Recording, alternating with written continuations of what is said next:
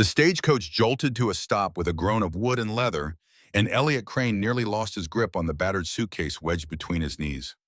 Dust billowed through the open window, thick and golden in the late September light, and for a long moment he simply sat there, listening to the horses snort and stamp, watching the particles drift like something sacred and ancient suspended in the air. Copper Bluff, Montana. The end of the line. The absolute end. He stepped down from the coach onto ground that felt different from any ground he had ever stood on. Harder, older, the kind of earth that did not care about the man standing on it. Behind him, the driver was already unloading luggage, tossing bags and trunks onto the wooden platform with the careless efficiency of a man who had done this 10,000 times. Elliot caught his own suitcase before it hit the ground. Leather scuffed at the corners, the brass clasp bent from when he had dropped it running for the train in Chicago. Inside it held everything he owned in the world. 3 shirts, 2 pairs of trousers, a ledger book, a volume of Wordsworth with a cracked spine, and a letter folded so many times the creases had worn through the paper advertising a position as a mail-order husband for a family named Hargrove in the Bitterroot Valley of Montana Territory. He stood on the platform and looked around. Copper Bluff was not really a town. It was more of an argument between civilization and the wilderness was winning. A single main street stretched between a general store, a saloon, a feedlot, a building that might have been a church or might have been a courthouse, and a squat wooden structure with the word hotel painted on it in letters that were slowly peeling themselves free from the facade. Beyond the buildings, the mountains rose like the walls of a cathedral, massive and indifferent, their peaks already dusted with the first snow of autumn. No one was waiting for him. He had expected this might happen. The letter had said someone would meet him at the stage stop, but letters traveled slowly out here, and plans changed and people forgot. He could be patient. He sat on his suitcase and waited. 1 hour passed. The sun moved. The shadows lengthened. A dog trotted across the main street, paused to look at him with an expression of profound disinterest, and continued on its way. 2 hours. The stagecoach driver had long since disappeared into the saloon. A group of miners emerged from the general store, glanced at Elliot with a casual suspicion. Frontier people reserved for strangers, and moved on. By the time the light began to turn the color of copper, Elliot understood that no one was coming. He picked up his suitcase and walked to the saloon. The interior was everything he expected and nothing like it. Dark wood, low ceiling, the smell of whiskey and tobacco, and something that might have been beef stew. 4 men sat at a corner table playing cards. A woman in a faded blue dress was wiping down the bar. Behind her, a heavy-set man with a gray beard was reading a newspaper that looked to be at least 3 weeks old. Elliot approached the bar. "Excuse me, I am looking for the Hargrove family. I was told they lived somewhere in the Bitterroot Valley." The bartender looked up from his newspaper. His eyes were small and sharp, the eyes of a man who had cataloged every stranger who ever walked through his door and remembered each one. "Hargrove." He said the name like he was tasting something. "The Hargrove girls, you mean?" "Girls." The bartender set down his paper. "Old Hank Hargrove died 2 years back. Left 3 daughters up on that mountain." He studied Elliot with frank curiosity. "You the mail-order husband?" Elliot felt heat rise to his face. The advertisement said the family needed someone who could read and write and keep accounts. The bartender laughed, a short, hard bark that held no actual amusement. "Mister, I do not know what that advertisement told you, but those 3 girls up there are wilder than anything with fur and teeth in these mountains. Their daddy raised them like sons. They ride harder, shoot straighter, and curse louder than most men in this territory." He leaned forward. "Last fellow who tried to court the oldest one came back missing a hat and most of his dignity. She set his horse loose and told him to walk home." Elliot swallowed. "How do I get there?" The bartender stared at him for a long moment. Then he shook his head slowly, the way a man shakes his head at a dog chasing a porcupine. 4 hours up the mountain trail. Take a left at the Split Oak, follow the creek until it forks, then head north until you see the house or you fall off a cliff." He paused. "I would wait until morning if I were you. I have been waiting 2 months." Elliot picked up his suitcase. "I believe I have waited long enough." He rented a mule from the feedlot, a gray sway-backed animal with an expression of bottomless contempt that seemed to be directed at Elliot specifically. The trail wound upward through pine forests so thick the fading light barely penetrated. The air changed as he climbed, thinner, colder, sharper. It smelled of resin and stone, and something electric like the promise of weather. Elliot Crane had grown up in Philadelphia. He had spent his entire adult life in rooms with walls and ceilings and furniture that stayed where you put it. He had walked on cobblestones and brick and polished wood floors. He had never in his life been truly alone in wilderness, and the weight of it pressed against him from every direction, vast and ancient, and utterly unconcerned with his existence. He thought about turning back. He thought about it with every switchback in the trail, every moment the mule paused to consider whether it would rather continue uphill or simply throw its rider into the ravine below. But he did not turn back because there was nothing to turn back to. Philadelphia was gone. Not the city itself, of course. Cities did not vanish, but the life he had lived there had evaporated like water on hot stone. He could still see it if he closed his eyes. The office at Alderton and Associates, his desk by the window, the neat columns of numbers in his ledger books, the satisfaction of accounts that balanced to the penny. He had been good at that work, more than good. He had been precise, thorough, the kind of man whose attention to detail meant that nothing slipped through. His employer, Judge Howard Crane, no relation despite the shared surname, had trusted him completely. And Elliot had repaid that trust by testifying in court that the judge's financial records contained irregularities consistent with embezzlement. He had not lied. That was the thing that haunted him. Every number he cited was real. Every discrepancy he identified was there in the ledger in black ink, undeniable. He had simply reported what he saw. What he did not know, what he could not have known, was that someone else had altered those numbers before they ever reached his desk.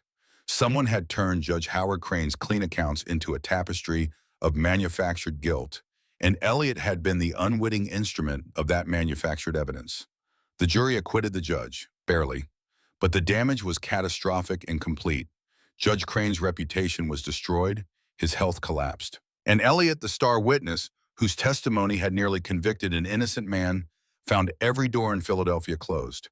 His fiancée Margaret returned his ring with a note that was 3 sentences long and contained enough finality to last a lifetime. His friends, such as they were, vanished like smoke. His mother died of diphtheria that winter. His father and younger sister followed within the month. 3 funerals in 30 days. Elliot stood in the Philadelphia cemetery in January rain and felt the last threads connecting him to his life snap one by one. He had found the advertisement in a Philadelphia newspaper that someone had left on a bench in the train station.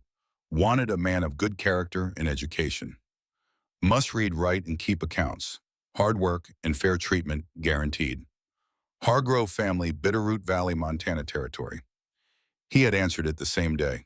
Now 4 hours up a mountain trail in the gathering dark, riding a mule that hated him, he began to question whether desperation was a reliable guide for life decisions. The house appeared so suddenly it seemed to materialize from the darkness itself. One moment there was nothing but trees and shadow, and the next there was a clearing, a split-rail fence, a barn, and a 2-story log house with lamplight glowing in the downstairs windows. Smoke rose from the chimney. Horses moved in the corral. It was, despite everything, beautiful.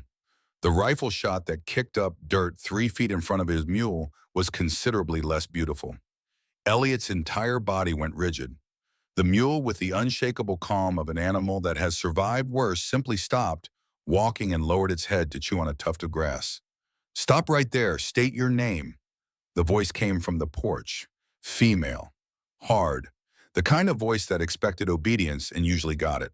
Elliot raised both hands, one of which was still holding the mule's reins, which made the gesture somewhat less dignified than he intended. "Elliot Crane, from Philadelphia. I answered the advertisement in the newspaper." Silence.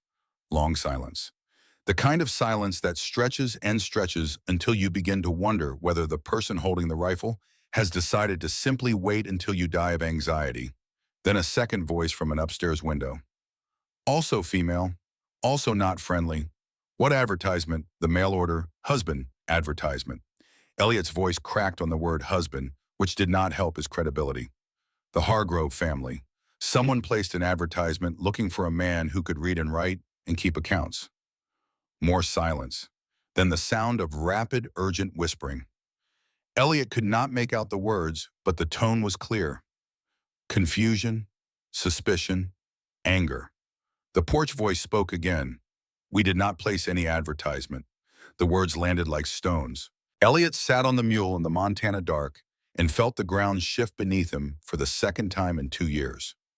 Then what he began, a third voice cut in from somewhere to his left near the barn, a younger voice sharp with impatience. Jess, if somebody faked an ad in our name, that is a problem we need to figure out. But we cannot figure it out if you shoot him first. I am not going to shoot him. Probably. That probably did not fill Elliot with confidence. The woman on the porch descended the steps. As she moved into the edge of the lamplight, spilling from the windows, Elliot saw her clearly for the first time. She was tall for a woman, maybe 5'7", with a build that spoke of years of physical work. Not delicate, not soft, but strong in the way that mountains were strong, in the way that timber was strong. Her hair was dark chestnut brown, pulled back from her face with what appeared to be a strip of leather, and her eyes, even in the dim light, were the color of deep pine forests. She held the Winchester with the casual ease of someone who considered it an extension of her own body. Jessamine Hargrove. She did not offer her hand. People call me Jess. She studied him the way a hawk studies movement on the ground below. Who sent you? No one sent me. I answered an advertisement. Elliot slowly lowered his hands. If you did not place it, then I have traveled a very long way for nothing, and I apologize for the intrusion. The woman from the upstairs window appeared at the front door. Shorter than Jess, slighter with dark hair shot through with streaks that the sun had turned to gold.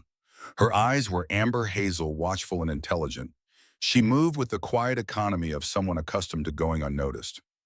I am Wren, she said. She looked at the Mo, at Elliot's suitcase, at his dust-covered Eastern clothes. You really came from Philadelphia, I really did. The third sister emerged from beside the barn.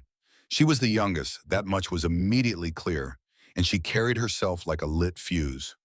Auburn hair wild around her face, storm gray eyes that held a permanent challenge, and a wood-splitting axe resting against one shoulder with the kind of casual menace that suggested she knew exactly what message it sent. Coraline, she said. Cora. And if you are lying about that advertisement, I will know. I am not lying. Elliot dismounted from the mule, or rather, the mule shifted sideways, and Elliot slid off in a manner that was technically dismounting but practically closer to falling.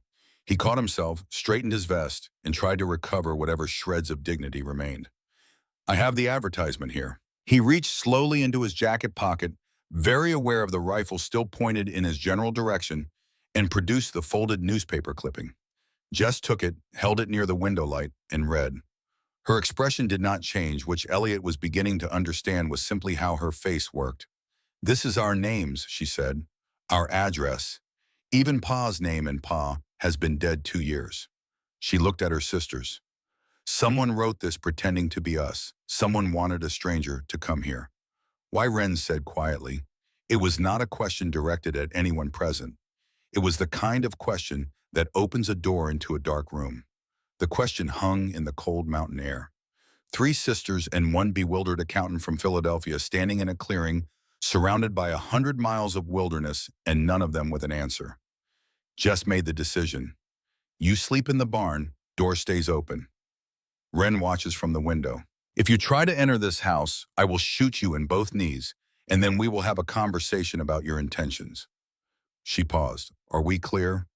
Remarkably clear. Elliot picked up his suitcase. And Miss Hargrove, for what it is worth, I am sorry for the intrusion. Jess did not reply. She turned and walked back into the house, and the door closed behind her with a sound that was not quite a slam, but was certainly not a welcome. The barn was warmer than Elliot expected. 2 horses watched him from their stalls with the tolerant disinterest of animals that had seen stranger things than a city man making a bed from horse blankets. He found a relatively clean spot in the hayloft, spread his coat, and lay down with his suitcase as a pillow. Above him, through a gap in the barn roof, he could see stars. More stars than he had ever seen, more stars than he knew existed. The sky was so vast and deep and full of light that it seemed impossible it was the same sky that hung over Philadelphia. He thought about Judge Howard Crane lying in some hospital in the East, the last Elliot had heard. Sick, broken, innocent. He thought about Margaret and her 3-sentence letter. He thought about the empty rooms of his family home sold to pay for funerals. And then he thought about the three women in that house, armed and suspicious and alone on a mountain, and someone out there who had wanted him to find them. He did not sleep well. Morning arrived with the sound of a rooster that seemed to be screaming directly into Elliot's ear and a boot nudging his rib cage. "Get up." Cora stood over him, backlit by dawn light pouring through the barn door. She held a wooden bucket in one hand. "Milk the cow." She set the bucket down with a thump. "If you know how." He did not know how, but he was not going to say that to the girl with the axe. He picked up the bucket and followed her to the small pen behind the barn, where a brown and white cow regarded him with an expression of deep skepticism. 20 minutes later, Elliot had been kicked twice, head-butted once, and produced approximately half a cup of milk that was mostly foam. Cora, leaning against the fence, watched the entire performance with an expression that progressed from contempt through disbelief into something that was almost, but not quite, amusement. "City boy," she said, "you really cannot do anything, can you? I can balance a ledger to the penny, I can read legal documents in 3 languages, and I make excellent coffee." Cora raised an eyebrow. "We do not have coffee. We have chicory root boiled in creek water. Then I have nothing to offer." But by mid-morning he had found something. The sisters were outside working. Jess had ridden out at dawn to check on the cattle spread across the upper pastures. Cora was in the corral with a half-wild Mustang she had caught somewhere. The two of them engaged in a battle of wills that appeared to be roughly even. Wren was repairing a section of fence on the property's eastern edge, her movements efficient and practiced. Elliot, with nothing useful to do outside and a strong desire to avoid being kicked by any more animals, went inside the house. It was well built. Simple but solid, the kind of house that a careful man had built to last. The main room held a stone fireplace, a long wooden table, shelves of supplies. Everything was clean but worn. The kind of clean that came from effort, not luxury. What drew his attention was the desk in the corner. It was buried under paper. Letters, receipts, official-looking documents, with seals and stamps and all piled in a drift that suggested no one had organized them in a very long time. Maybe years. Elliot's hands itched. Organization was not merely a skill for him. It was a compulsion, a need as fundamental as breathing. He could no more look at a pile of unsorted documents than a musician could ignore an untuned piano. He sat down and began to sort. An hour later, he had separated the papers into categories. Personal correspondence in one pile, supply receipts in another, and in the third pile, the one that made his stomach tighten, official documents from the county tax office. He read them twice to be sure. The Hargrove family owed 3 years of back taxes on their 800-acre property. The total amount was $340. The deadline for payment was 60 days away. If the taxes were not paid, the land would be seized and sold at public auction. But that was not what made his hands go cold. The tax assessments were wrong, not slightly wrong, not the kind of minor computational error that crept into government paperwork like mice into grain stores. These were deliberately, systematically inflated. The assessed value per acre was 40% higher than comparable properties in the same valley. Someone had calculated the tax on land valued at $6 per acre when every surrounding rounding parcel was assessed at $3.50 to $4. Someone had intentionally made the Hargrove tax bill impossible to pay. Elliot stared at the numbers and felt the familiar tightness in his chest, the same tightness he had felt sitting in that Philadelphia courtroom, looking at columns of figures that did not add up. He found Jess when she returned at noon. She was unsaddling her horse, her face flushed from the ride, her movements sharp with the focused energy of someone who had been thinking hard about something for hours. "Miss Hargrove, I need to speak with you." She did not look up. "If this is about the advertisement again." "It is about your taxes." That stopped her. She turned slowly. "What about our taxes? You owe $340 to the county. The deadline is 60 days. If you do not pay, you lose this land." The color drained from her face. "How do you know that I read the documents on the desk?" Elliot held them out. "But that is not the worst of it. The assessments are wrong, deliberately wrong. Someone at the county tax office has inflated the value of your land by 40%. You should owe closer to $200, not $340. Jess took the papers. She stared at them for a long time. Her jaw was working, the muscles tight and rigid, and Elliot understood that she was not confused. She was furious. Pa always handled the paperwork, she said finally.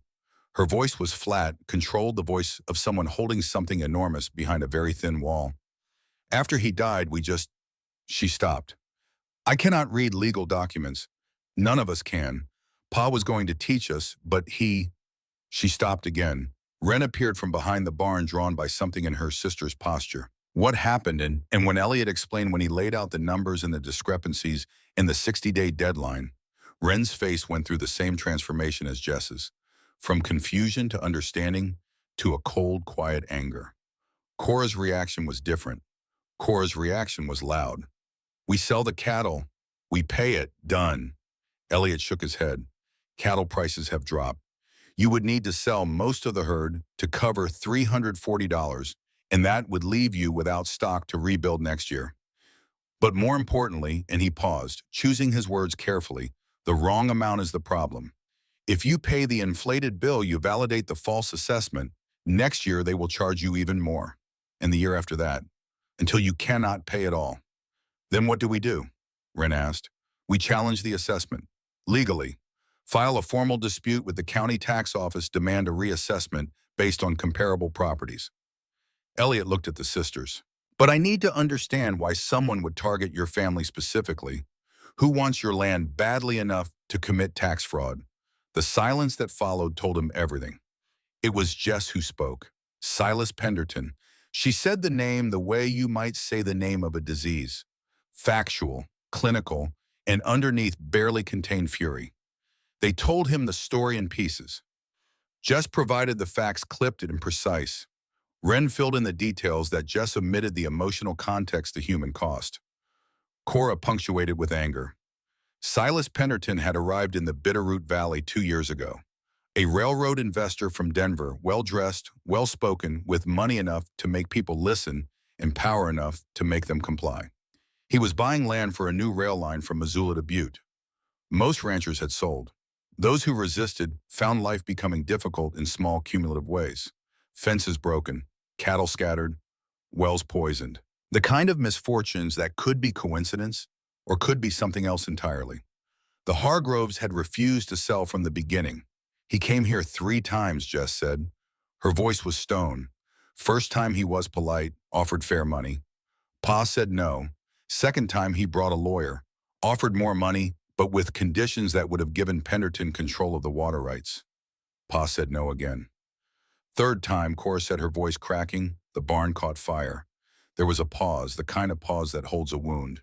Pa was fixing the roof of the barn when it happened. Wren said quietly, the support beam broke. He fell 20 feet, broke his back. He lived 3 months after that. Jess continued, could not walk, could not ride. The man who had climbed every peak in these mountains lay in bed and stared at the ceiling until he died. I am sorry, Elliot said, and meant it with every fiber of his being. Before he died, Wren said, Pa told me something. She looked at her sisters, then at Elliot. He said, never sell the land. He said there is something under the ground that Penderton wants. Something more valuable than any railroad. What he did not say, he could barely speak by then. She swallowed, but he was certain. He said the land was worth more than Penderton would ever admit. The words settled into Elliot's mind like stones dropping into still water. He thought about the inflated tax assessments designed to make the Hargroves lose their land for failure to pay.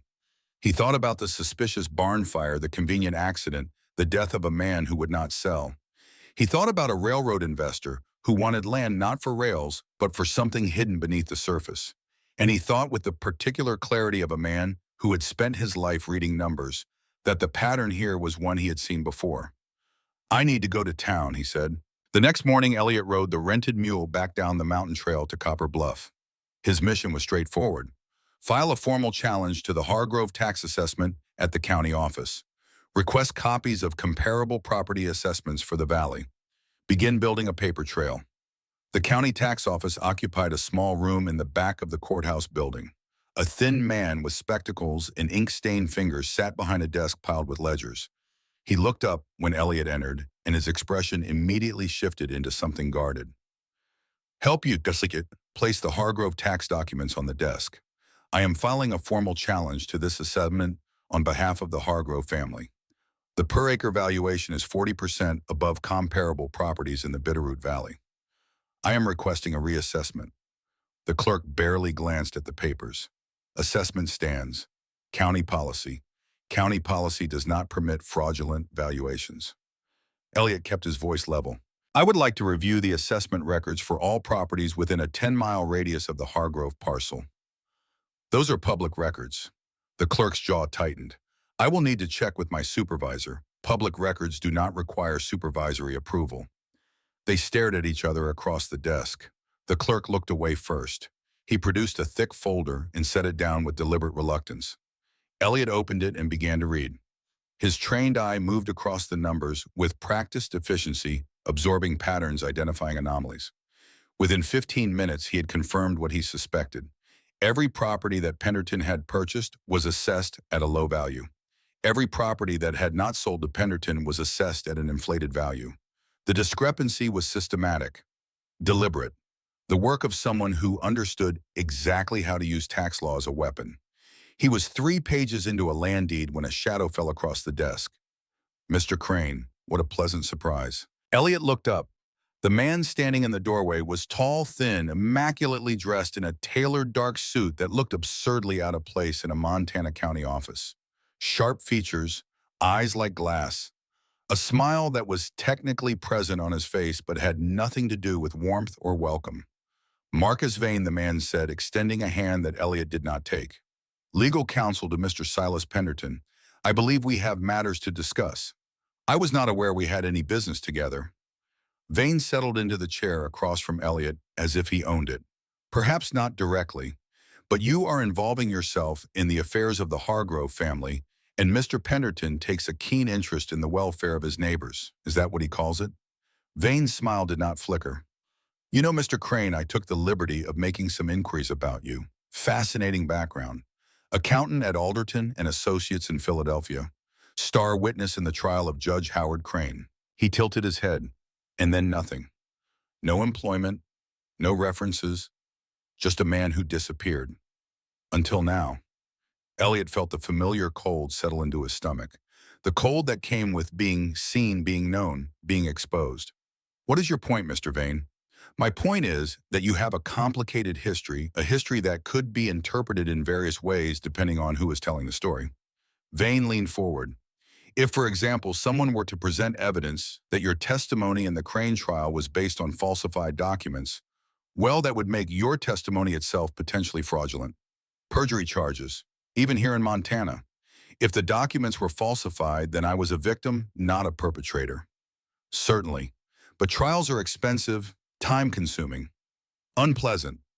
Vane reached into his jacket and produced a card. Mr. Penderton is a reasonable man. He suggests you leave Montana, forget the Hargrove family, and accept $200 for your traveling expenses. Elliot took the card, looked at it, looked at Vane, and felt something shift inside him. Not fear, something older and harder. The same feeling he had felt standing in that Philadelphia cemetery in the January rain, watching the last handful of dirt fall on his sister's coffin. He was so very tired of being afraid. I will think about it, Elliot said, and stood and walked out of the county office with the folder of public records tucked under his arm. He was halfway down the main street when he realized his hands were shaking. He stopped, pressed them flat against his thighs, and forced himself to breathe. Vane knew about Philadelphia. Vane knew about the trial, which meant Penderton had investigated him, which meant someone had told Penderton that Elliot Crane had arrived in Copper Bluff and was staying at the Hargrove Ranch. The bartender, the feedlot owner, the stagecoach driver, any one of them. In a town this small, information moved at the speed of gossip, and gossip moved at the speed of fear. Elliot mounted his mule and rode back up the mountain with the public records and a growing certainty that he was walking into something far larger and far more dangerous than a simple tax dispute. He told the sisters everything. They sat around the kitchen table as the evening light turned the mountains gold, and Elliot laid out the documents and the numbers and the patterns and the threat from Marcus Vane. Jess's reaction was cold fury directed partly at Penderton, partly at herself, and partly at Elliot. This is exactly why I did not want outsiders involved. Now they know about you. Now they are watching. But Wren was already looking at the numbers, her amber eyes moving across the columns with a hunger that surprised Elliot. "Show me," she said. "Show me how you read these." He showed her.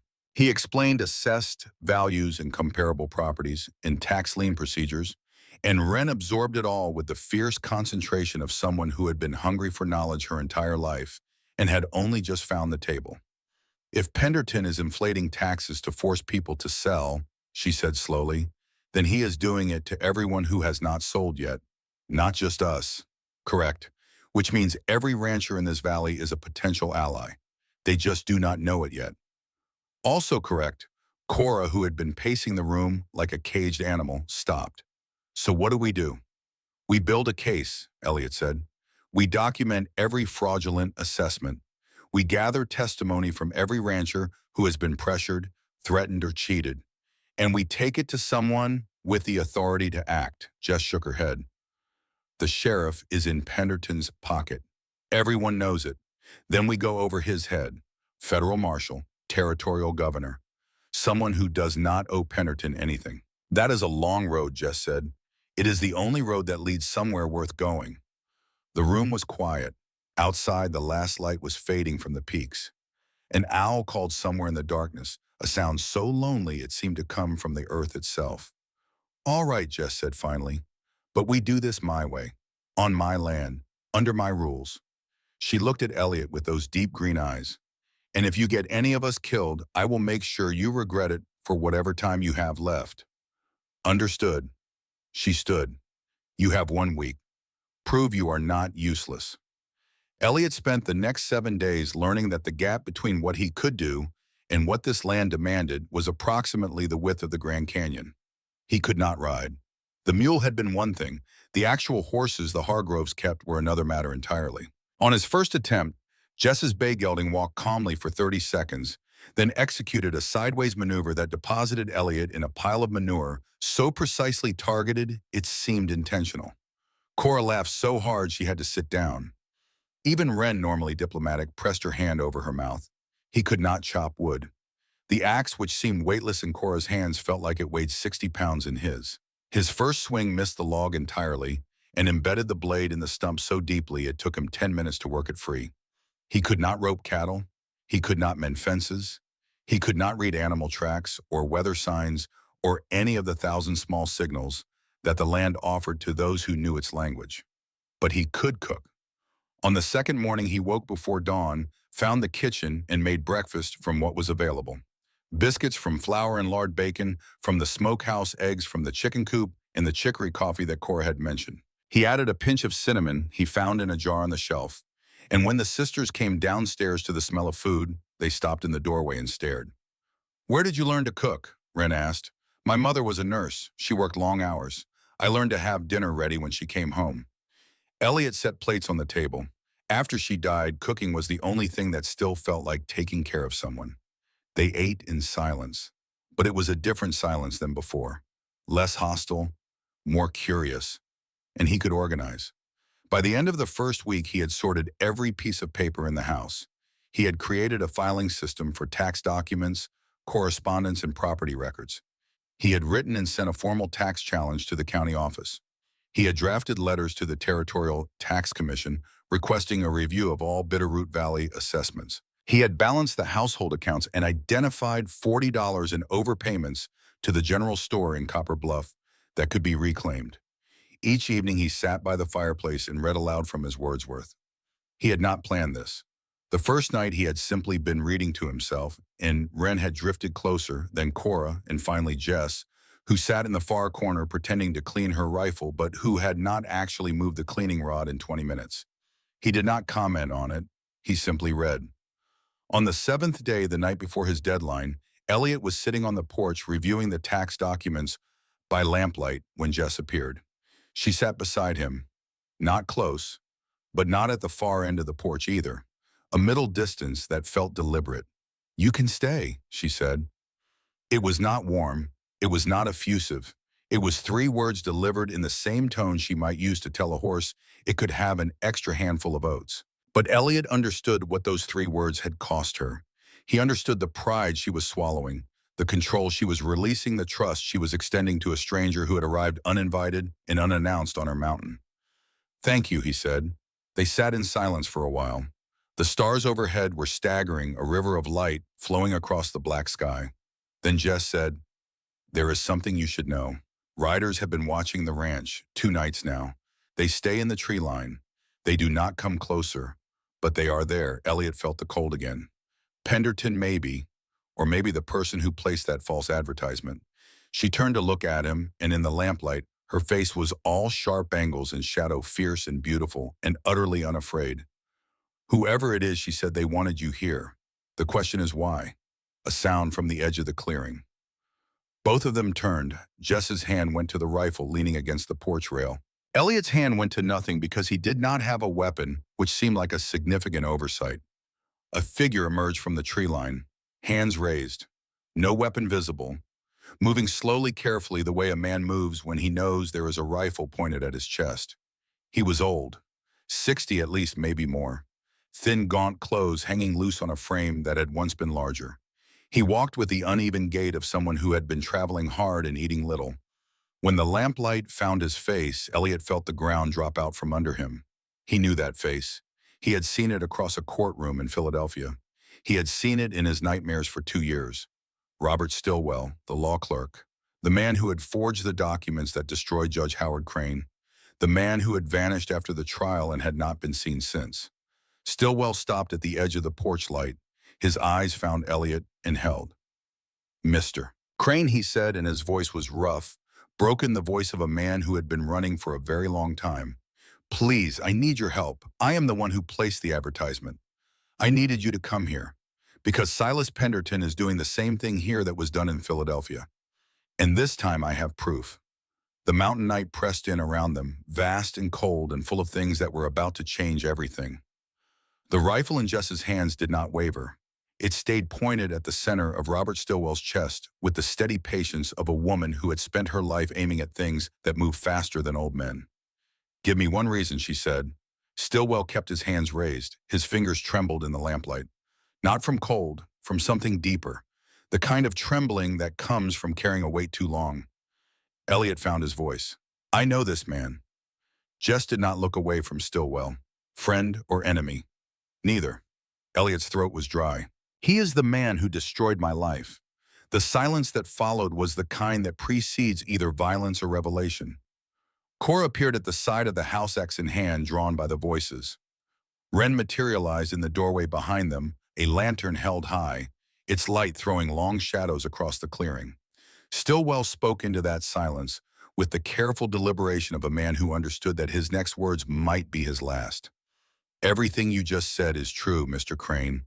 I forged the documents that led to Judge Howard Crane's trial. I manipulated the ledgers before they reached your desk. You testified honestly about numbers that I had falsified."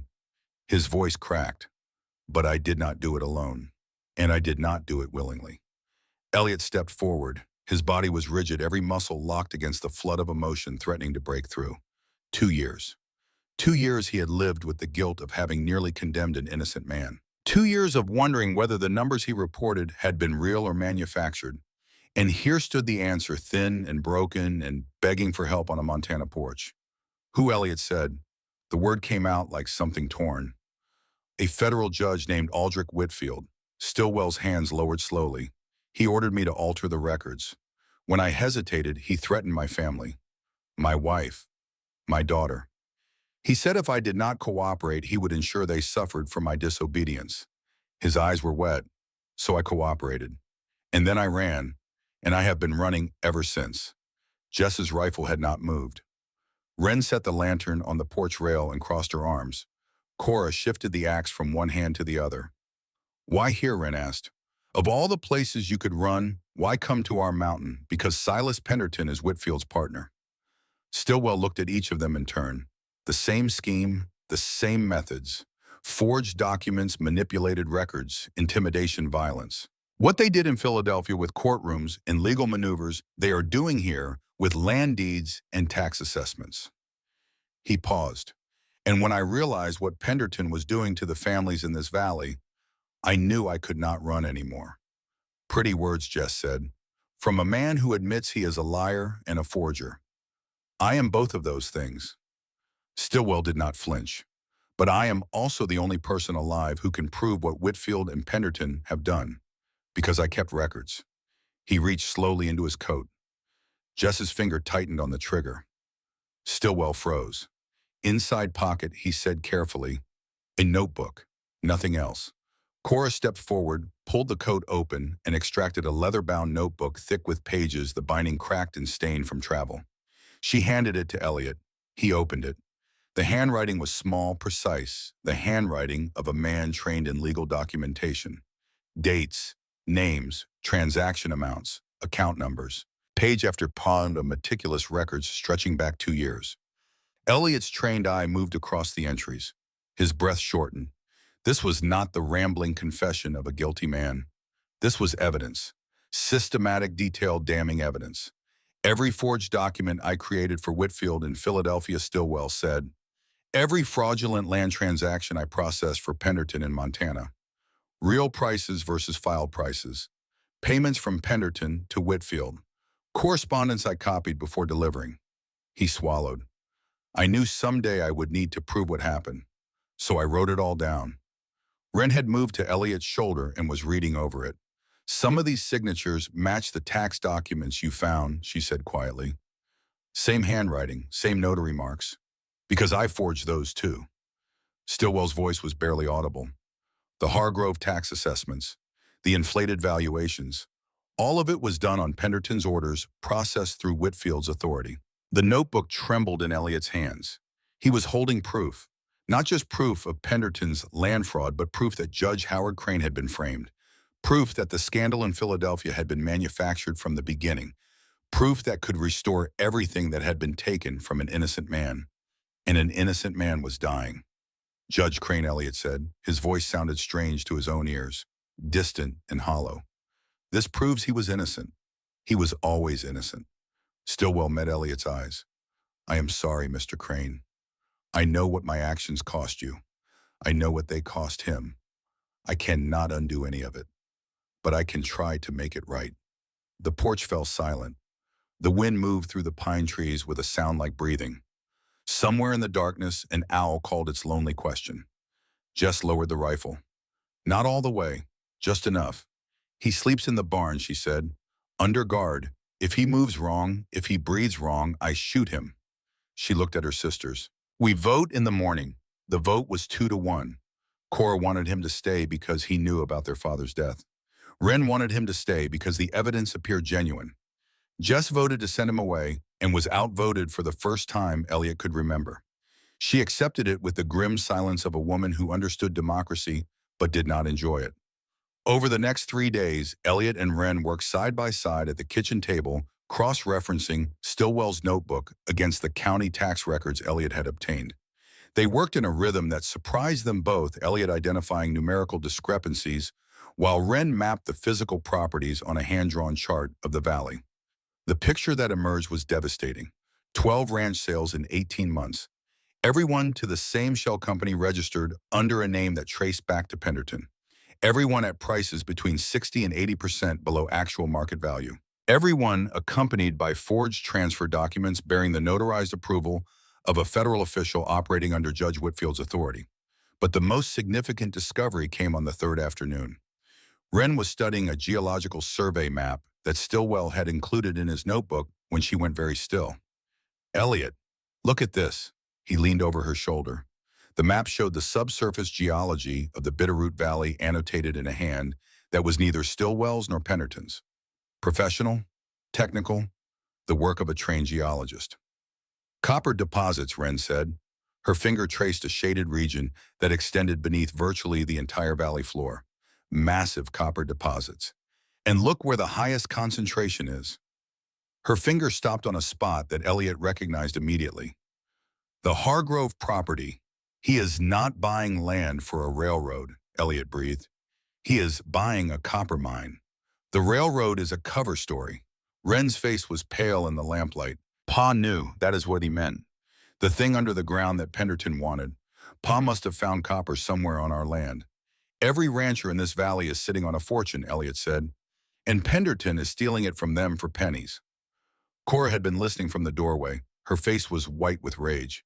He killed Pa for copper. He murdered our father so he could dig metal out of the ground. We do not know that for certain, Jess said from the corner where she had been cleaning tack. But her voice held no conviction. She knew. They all knew. I know it, Stillwell said quietly from the kitchen doorway. Cora spun, reaching for the nearest weapon. Jess stepped between them. Talk, Jess commanded. Stillwell entered the room slowly. He looked older than he had 3 days ago, as if confession had aged him rather than relieved him. Your father, Hank Hargrove, found copper ore in the creek bed on the eastern boundary of your property. He brought a sample to the assayer's office in Copper Bluff last spring. The assayer works for Penderton. Within a week, Penderton knew. He approached the doorway but did not enter. He sent men to your ranch to negotiate. Your father refused. We know that part, Cora said through her teeth. What you do not know is that Penderton did not order the barn fire. That was Marcus Vane's initiative. Vane believed that a show of force would convince your father to sell. When it led to your father's death instead, Penderton was furious. Not because a man had died, but because a dead man could not sign a deed of sale. The room went cold. So they switched to taxes, Elliot said, understanding, clicking into place like tumblers in a lock. If they could not buy the land, they would take it through the legal system. Inflate the taxes, wait for the family to fail, then purchase the land at auction. For a fraction of its true value, Stillwell confirmed. With no witnesses and no opposition. Jess stood very still for a long moment. Then she walked to the window and looked out at the mountains that had been her family's home for 20 years. We are not losing this land, she said. Her voice was quiet and absolute, the voice of bedrock. We are not losing it to taxes. We are not losing it to Penderton. We are not losing it to anyone. She turned back to the room. What do we need? Elliot took a breath. We need 3 things. First, Stillwell's notebook needs to be corroborated with original documents from Penderton's office. A notebook alone is the testimony of a confessed forger. We need physical evidence. Second, we need witnesses. Other ranchers who were threatened, cheated, or coerced. Their testimony combined with documentary evidence creates a case that no court can ignore. And third, we need to get this evidence to a federal marshal, not the local sheriff. Federal authority, someone beyond Penderton's reach. Wren was already thinking. Nell Bridger, she said. She works as a filing clerk at the bank in Copper Bluff. Penderton keeps his office on the 2nd floor. Nell and I grew up together before Pa pulled us up the mountain. Can she be trusted? Wren hesitated. She is kind, she is smart, and Penderton treats her terribly. She looked at Jess. I think she would help if she understood what was at stake. Then you go to town, Jess said. Talk to Nell. Find out what she knows and what she can access. She turned to Elliot. You go to the county office again. File the tax challenge formally. Make noise, make them nervous. Nervous people make mistakes, Cora stepped on forward. And what about us? You and I stay here. Jess met her youngest sister's eyes. Guard the ranch, guard Stillwell, and send word to the Gallagher place. If we are building an alliance, we start with our closest neighbors. They moved out the next morning before dawn, splitting in 3 directions like spokes of a wheel. Wren rode down to Copper Bluff to find Nell Bridger. Elliot took the mule toward the county office. Jess and Cora stayed behind with Stillwell and began the work of reaching out to neighboring ranchers. Wren found Nell in the small boarding house where she rented a room above a dry goods store. Nell Bridger was 23, small-framed, with quick, dark eyes and fingers stained with ink. She startled when she opened the door and found Wren Hargrove standing there. They had not spoken in nearly 3 years.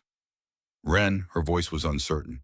What are you doing here? I need your help, Nell, and I need to tell you something about your employer that you may already suspect. They talked for an hour.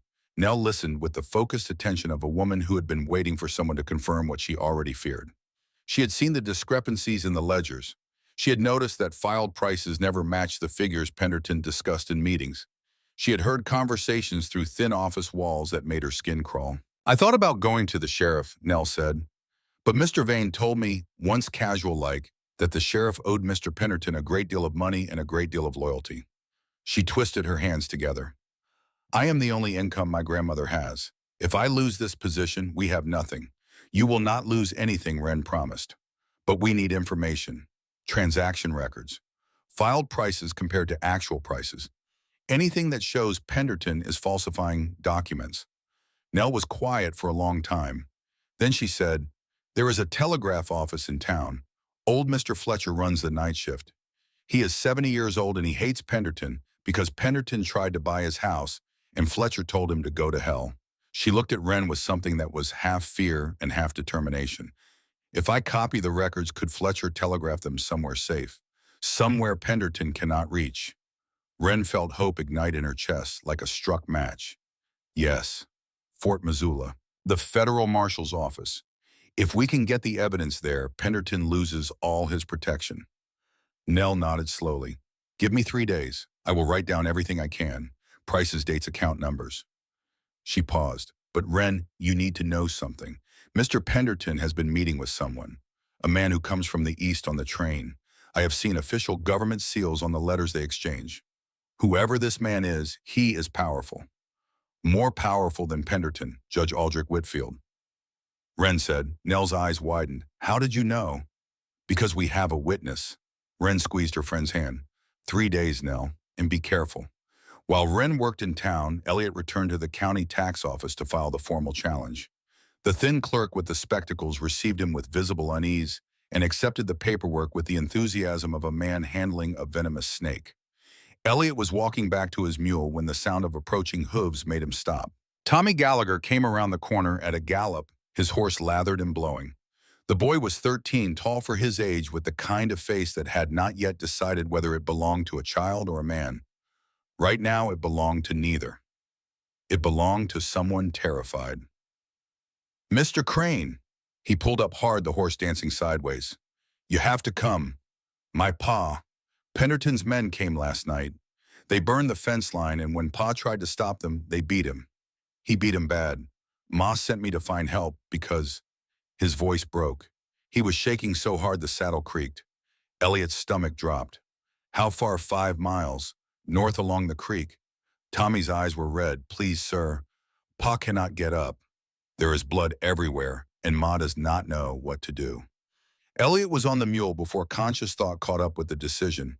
He knew even as he kicked the animal into motion that a mule would not get him there fast enough. He knew that he had no medical supplies, no weapons, no experience with frontier violence. He knew that riding toward a ranch that had just been attacked by Penderton's hired men was probably the most dangerous thing he had ever done. He went anyway. They reached the Gallagher ranch in just under an hour. The smell reached them first. Burned wood, scorched earth, the acrid bite of destruction. The fence line along the eastern boundary was a skeleton of charred posts and smoldering wire. Cattle milled in confused clusters where the containment had been broken. Inside the small cabin, Seamus Gallagher lay on the floor where he had fallen. His wife, Ruth, knelt beside him, pressing a blood-soaked cloth to his head. Seamus was a big man, broad-shouldered, the kind of man who looked like he could carry a house on his back. Now he looked broken. 2 eyes swollen shut, blood caking his beard. The sound of his breathing was wrong, shallow and wet and labored. Elliot knelt beside him. His mother had been a nurse. She had taught him things in the evenings after her hospital shifts, practical things, the kind of knowledge that she said every person should have, because you never knew when the nearest doctor would be too far away. He checked the injuries with hands that were steady, despite the fear roaring through him. Cracked ribs, at least 3. Deep laceration above the left eye, extensive bruising across the torso and back. The wet breathing suggested possible internal complications, though Elliot could not be certain. "He needs a real doctor," Elliot said. "Nearest one is in Copper Bluff," Ruth whispered. 4 hours ride. I cannot leave him. I cannot leave the children." Cora was already moving toward the door. Jess had sent both sisters to the Gallagher place when Tommy's message reached the ranch, and they had arrived minutes after Elliot. Now Cora's face was set with the particular determination of someone who has already made a decision and is merely informing the world of it. "I will go. I am the fastest rider here." Jess grabbed her arm. "No, it is too dangerous. Penderton's men could still be out there. Then I am exactly the person who should go." Cora pulled free, "Because I am the only one they cannot catch." She was on her horse and gone before Jess could argue. Tommy followed her to the porch, watching her disappear into the darkness with wide eyes. "She is really fast," he said. Elliot turned back to Seamus, working with what he had: clean water, torn cloth, steady hands. He cleaned the wounds, applied pressure to the worst of the bleeding, improvised a binding for the cracked ribs using strips torn from his own shirt. Ruth watched him with eyes that held both gratitude and devastation. 4 men, she said. They came after dark, told Seamus he had 2 days to reconsider selling. When he said no, they just started. She could not finish the sentence. She did not need to. Did you recognize any of them? The foreman, big man with a scar across his chin, works for Penderton directly. She wiped her eyes with the back of her hand. They said next time they would burn the whole place, with us inside. Elliot felt something crystallize inside him, something cold and precise and unbreakable. He had spent 2 years running from a fight he did not start. He had let guilt and grief and fear drive him across a continent. He had allowed other men's cruelty to define the boundaries of his life. No more. Mrs. Gallagher, he said, I'm going to ask you something, and I need you to think carefully before you answer. She looked at him. Do you have any letters from Penderton? Any written threats? Any documents related to his attempts to buy your land? Ruth was quiet for a moment. Then she stood crossed to a wooden chest in the corner and opened it. Inside were bundles of letters tied with string. Every letter he ever sent us. Every threat. Seamus wanted to burn them. I said we might need them someday. She met Elliot's eyes. I was right, was I not? You were right. Cora rode hard through the mountain night, pushing her horse down trails she had memorized since childhood. She was 2 miles from Copper Bluff when she heard them behind her. 2 riders moving fast, gaining on the straightaways. Hargrove girl, one of them shouted, Stop! We just want to talk. Cora did not stop. She veered off the main trail onto a narrow path that hugged the edge of a cliff face, a path so treacherous that only someone who had ridden it 100 times in daylight would dare attempt it in darkness. The riders behind her hesitated. She heard their horses skid, heard cursing, heard hooves scrambling on loose rock. They did not follow. She reached Copper Bluff with her horse lathered and blowing, found Dr. Colton Marsh had a small office and pounded on the door until a young man with sleep-creased cheeks and startled eyes opened it. Dr. Colton Marsh arrived 4 hours later, riding hard beside Cora. He was young, late 20s, with the kind of earnest face that inspired trust and the kind of hands that inspired confidence. He examined Seamus with quick, practiced movements. Cracked ribs not broken. Severe contusions. The head wound needs stitching. He looked at Elliot. Your field treatment was sound.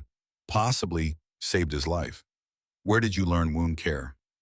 My mother was a nurse. Marsh stitched the wound, bound the ribs properly, and administered laudanum for the pain.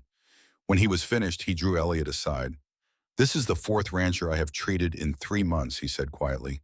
All beaten, all after refusing to sell to Penderton.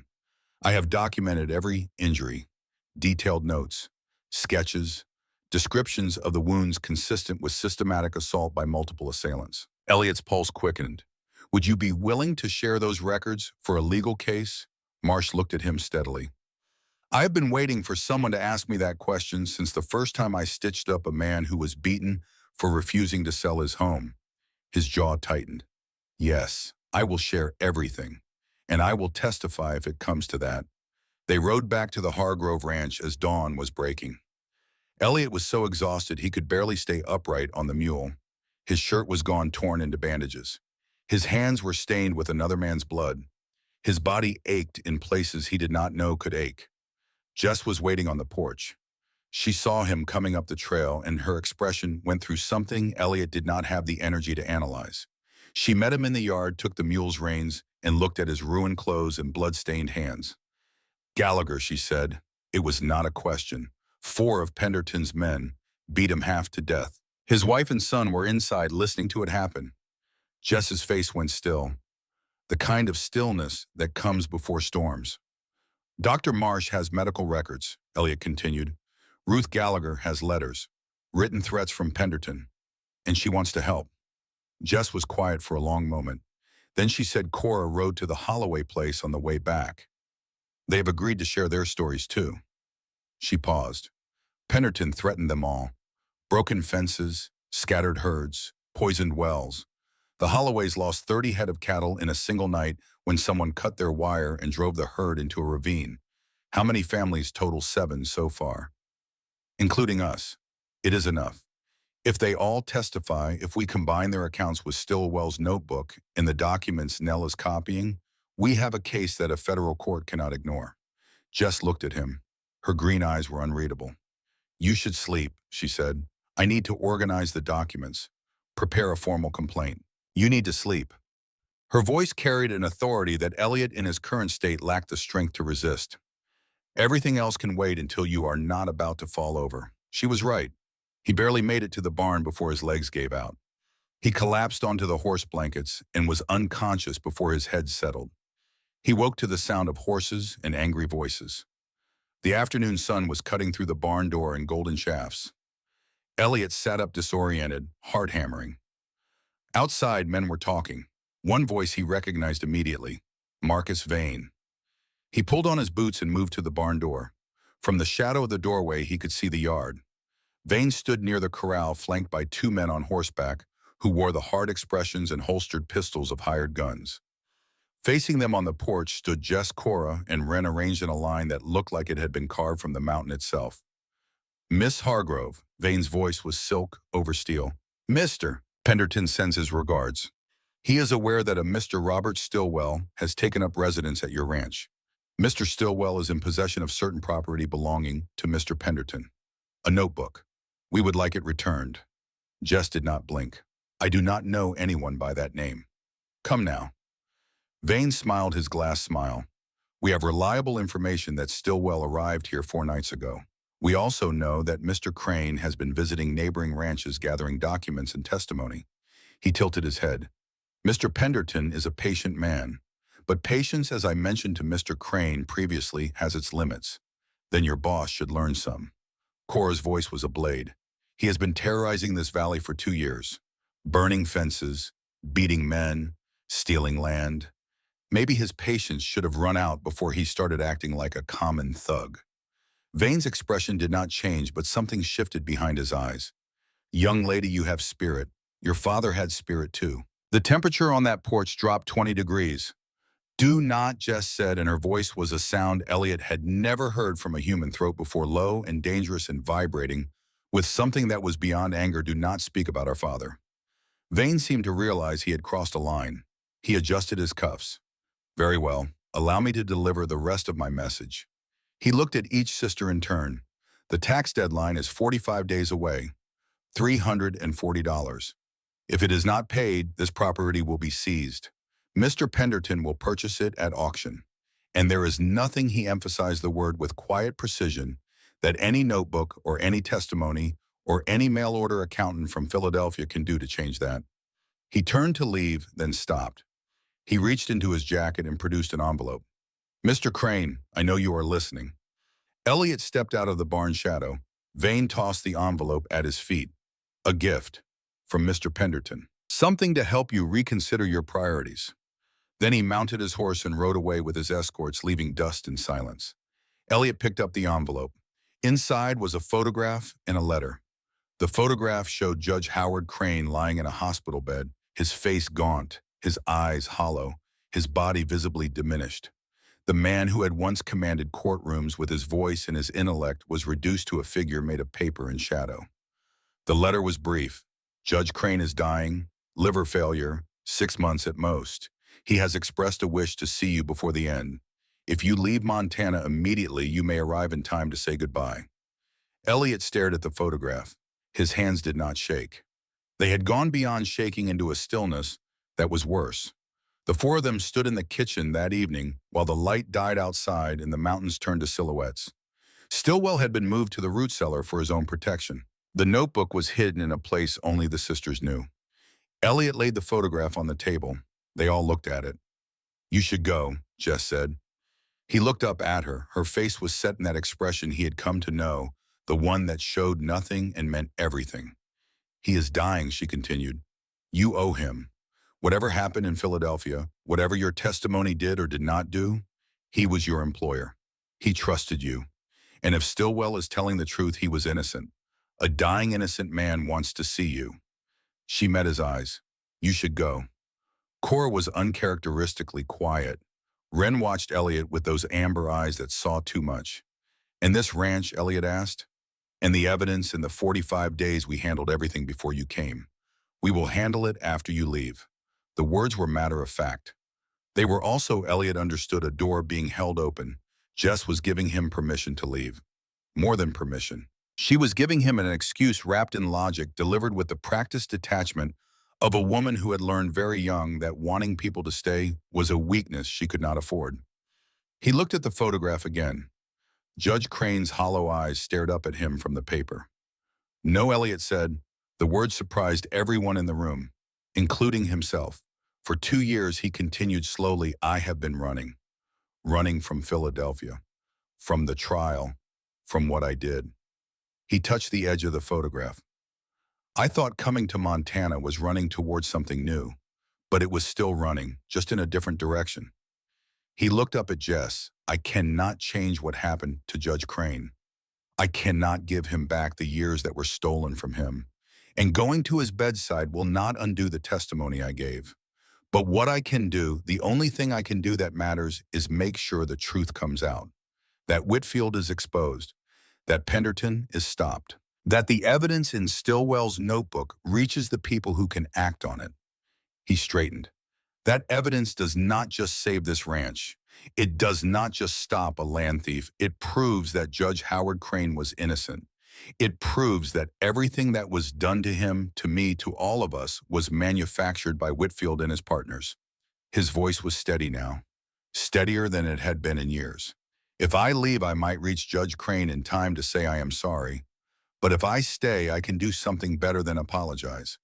I can clear his name. I can make sure the world knows what was done to him. And I can make sure the men who did it pay for it. He met Jess's eyes. So no, I am not leaving, not until this is finished. The kitchen was silent. Wind pressed against the windows. The fire crackled in the hearth. Then Jess did something Elliot had never seen her do. She smiled. Not a large smile, not a warm smile, but a real one, small and fierce like a flame cupped in the palm of a hand. All right, she said, then we had better get to work. The next 5 days moved with the concentrated intensity of a river narrowing before rapids. Every hour counted, every action carried weight. Nell Bridger sent word through Wren that she had completed her records. Transaction dates, filed prices, actual prices, count numbers, everything she could extract from Penderton's files without being detected. She had written it all in a small, neat hand on sheets of onion skin paper thin enough to fold into a letter. Dr. Marsh delivered his medical records to the ranch personally, riding up the mountain trail on a Sunday when his absence from town would not be noticed. He brought documentation of 4 separate assaults complete with anatomical sketches of the injuries and signed statements from the victims. Ruth Gallagher sent her bundle of threatening letters through Tommy, who rode like the wind and arrived grinning despite the danger. The Holloway family provided a copy of their original deed alongside the forged deed that Penderton had filed with the county, showing 40 acres added, that had never belonged to the transaction. Elliot organized everything. He cross-referenced dates, verified signatures, built a chronological narrative of fraud and violence that stretched back 2 years and implicated Penderton, Vane, and Whitfield in a conspiracy that spanned from Montana to Washington. Wren worked beside him through every evening, learning the language of legal documents the way she had learned the language of the mountain through immersion and fierce attention. She was, Elliot realized, extraordinarily intelligent, the kind of intelligence that had been starved of material and was now devouring everything it could reach. You should have been a lawyer, he told her one night. She looked up from a deed of transfer, a smudge of ink on her cheek. Women cannot be lawyers, not yet, but the world changes. And when it does, it will need people like you. Wren smiled, quick and surprised, as if she had been given a gift she did not expect. On the 6th night, Elliot and Wren prepared for the most dangerous part of the plan. Penderton's office above the bank contained the original documents, the physical evidence that would transform Stillwell's testimony from the word of a confessed forger into an airtight prosecution. Without those originals, a clever defense attorney could argue that the notebook was fabricated. With them, the case was unassailable. The plan was straightforward. Enter the office at night, locate the safe, remove the documents, leave. The execution was terrifying. They rode down the mountain trail in darkness, leaving the horses tied a mile from town and approaching on foot. Copper Bluff at midnight was a ghost of its daytime self. Windows dark, streets empty. The only sound was the wind moving through the gaps between buildings like breath through teeth. Wren led the way. She knew the town from childhood before her father had retreated to the mountain. She moved through the shadows with the same silent economy she brought to everything, placing each foot with precision, her body low and fluid. They reached the bank building. The exterior staircase to the second floor was wooden old, and Elliot was certain it would announce their presence to every soul in a mile radius. But Wren had thought of this. She pointed to the edges of the steps. Walk where the wood meets the wall. Less creak. They climbed in silence. At the top, Elliot examined the lock. A simple mechanism, the kind he had encountered many times at Alderton and Associates, where Judge Crane had a habit of locking himself out of his own office at least twice a week. Elliot had learned to pick it with a letter opener. A bent piece of wire served the same purpose. The lock clicked. The door opened. They slipped inside and eased the door shut. Wren struck a match, lit a candle stub, shielded the flame with her hand. The office materialized around them in fragments of gold light. Heavy desk, leather chairs, maps on the walls showing railroad routes and property boundaries. And in the far corner, a cast-iron safe the size of a small wardrobe. There, Elliot whispered. He knelt before the safe. His hands were slick. His heart was a drum corps performing at double time. He had never cracked a safe in his life, but he had read about it because Elliot Crane had read about nearly everything, and the theoretical knowledge now wrestled with the practical reality of his trembling fingers on the dial. 5 minutes. 10. The numbers refused to align. Sweat ran down his temples. Then Wren knelt beside him. She placed her ear against the safe door. Turn it slowly, she whispered. I will listen. You can hear the tumblers. I can hear a mouse walking on pine needles from 50 yards. I think I can hear a safe mechanism.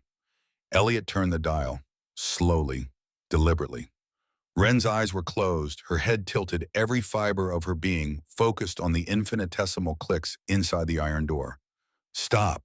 Back 2. Forward 1. Sean, stop. The safe opened with a sound like a swim. Inside were stacks of documents, leather folders, metal boxes. Elliot began pulling them out, spreading them on the desk where the candlelight fell. His trained eyes scanned with desperate efficiency. Land deeds, transfer papers, financial records, and there, a bundle of letters tied with red string, official letterhead, the Department of the Interior, signed by Judge Aldrich Whitfield. Elliot's hands went numb as he read. The letters authorized Penderton's land acquisitions.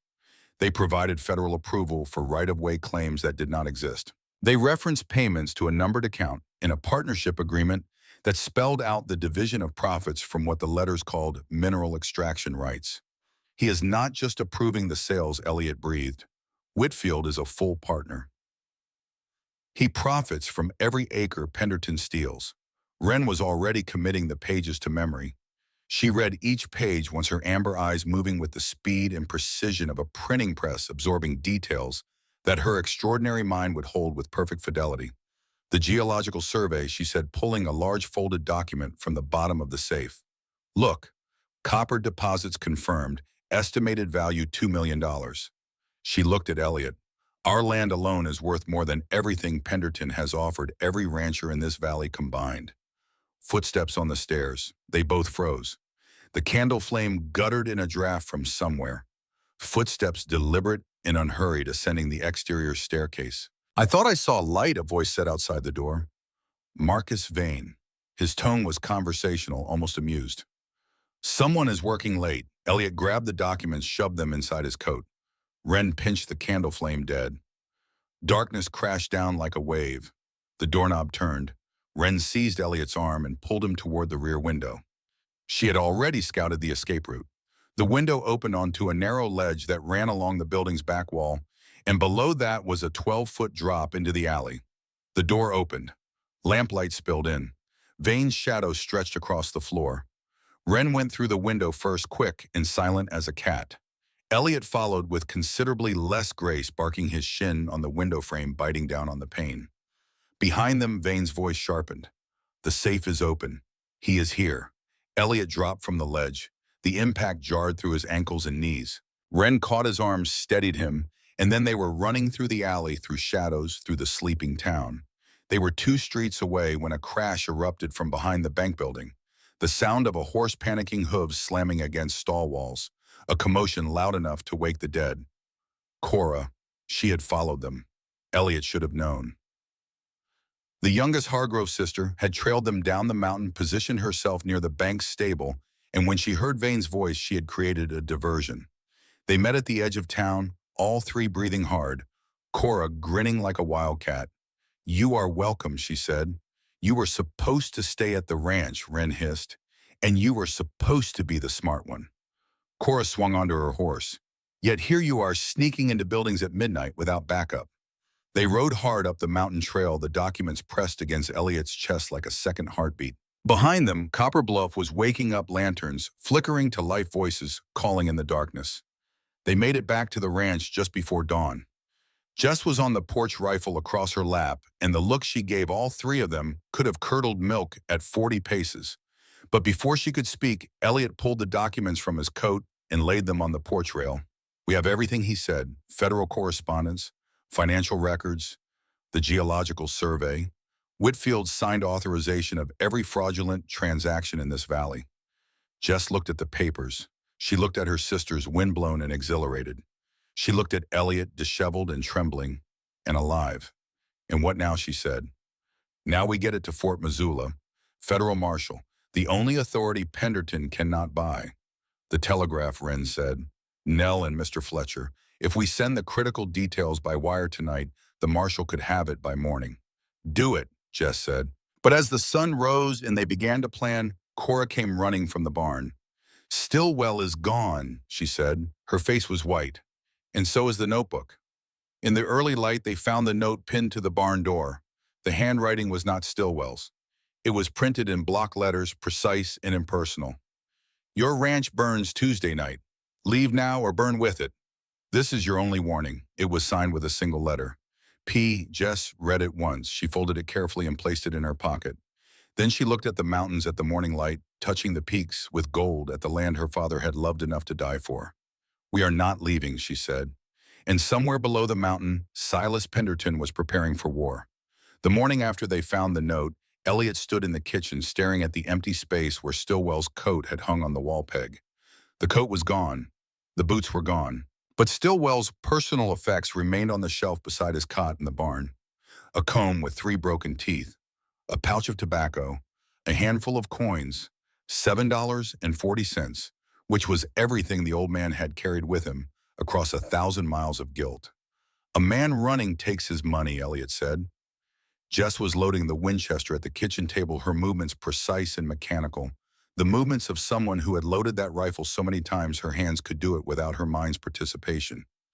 She did not look up. "A man running also takes his shoes," she said. "He was not running, he was taken. Or he was bought." Jess's voice carried the flat finality of a woman who had been betrayed enough times to expect it. Penderton offered him something. Money, safety, a way out.